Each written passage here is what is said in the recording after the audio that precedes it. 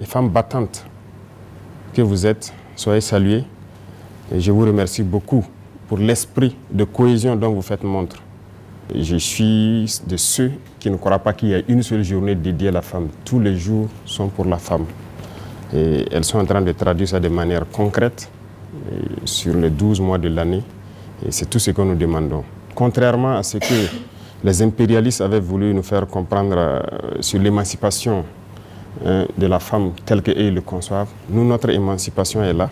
Elles ont envie de travailler, elles ont envie de s'exprimer, elles ont envie d'être autonomes et nous leur donnons l'espace pour s'exprimer pour cela. Et c'est ça l'émancipation, c'est ça l'autonomie.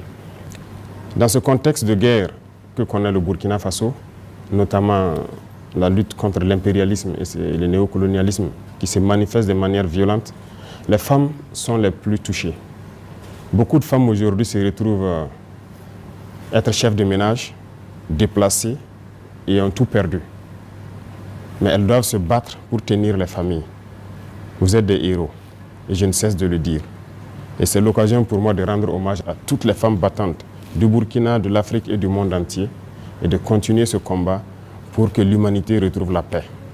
Nous avons lancé un programme pour l'autonomisation de toutes les femmes, et ça serait dans diverses sphères. Dans le volet agricole, les périmètres sont déjà en aménagement dans chaque région, dans chaque province bientôt et dans chaque commune. Et toutes les femmes qui pourront s'associer en coopérative ou en association de production, nous allons les accompagner pour pouvoir trouver les espaces nécessaires et mettre toutes les conditions nécessaires qu'il faut, accompagner par le ministère de l'Agriculture pour qu'elles puissent produire. L'autre volet, c'est la transformation. Nous comptons accompagner les femmes pour la transformation à petite échelle, pour qu'elles puissent s'épanouir, exprimer leurs talents, parce qu'elles ont des savoirs ancestraux, de transformation endogène de nos produits locaux que nous devons pouvoir valoriser.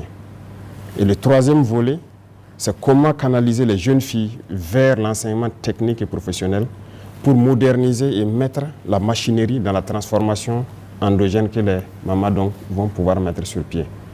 Donc ça aussi, c'est un défi de pouvoir orienter les jeunes filles vers l'enseignement technique. Et bientôt, elles doivent pouvoir construire des machines pour aider les mamans à transformer les matières premières que nous produisons.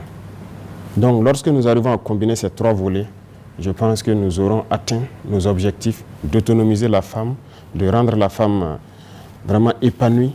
Et c'est dans ça que les femmes pourront nous aider dans un autre combat que nous menons aujourd'hui, en ce qui concerne donc le sens de véhiculer les valeurs intrinsèques du Burkinabé. Le Burkina Faso a des valeurs, et ces valeurs-là doivent être véhiculées à travers les générations. Mais aujourd'hui, les réseaux sociaux sont en train de déperdre beaucoup de nos jeunes filles. Pour ce combat, il faut que des femmes soient des modèles pour attirer les jeunes filles, quitter ces espaces qui ne sont pas forcément des espaces d'épanouissement, d'expression de nos valeurs, pour revenir au travail, notamment dans la production, la transformation ou la construction de machines pour aider à la transformation, et participer activement à la vie de la nation. Voilà notre vision que nous avons pour les femmes. Et je pense que cette journée de célébration qui célèbre donc la résistance, la résilience, la combativité, l'abnégation et la détermination des femmes doit être une journée de réflexion permanente pour atteindre les objectifs que je viens de citer.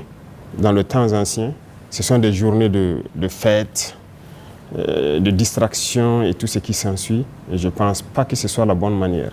Dans la vision de la révolution, nous voyons d'une autre manière l'émancipation de la femme. Et je pense que vos techniciens ont du travail, ont du pain sur la planche pour pouvoir faire le switch, changement de logiciel pour s'adapter à ce contexte et accompagner les femmes dans cette vision-là.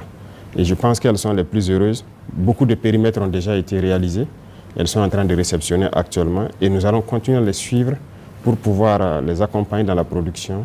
Et celles aussi qui transforment, nous allons lancer le programme pour les accompagner dedans. Et comme j'ai dit, l'enseignement technique, ça sera votre cheval de bataille pour canaliser les jeunes filles pour aller vers l'enseignement technique. Beaucoup d'industries verront le jour au Burkina Faso. Et donc les matières premières sont les bienvenues. Déjà, j'ai ordonné à ce que vous puissiez coordonner pour la question de la tomate, comment les femmes peuvent participer activement à soutenir les usines de tomates que nous avons déjà mises en place.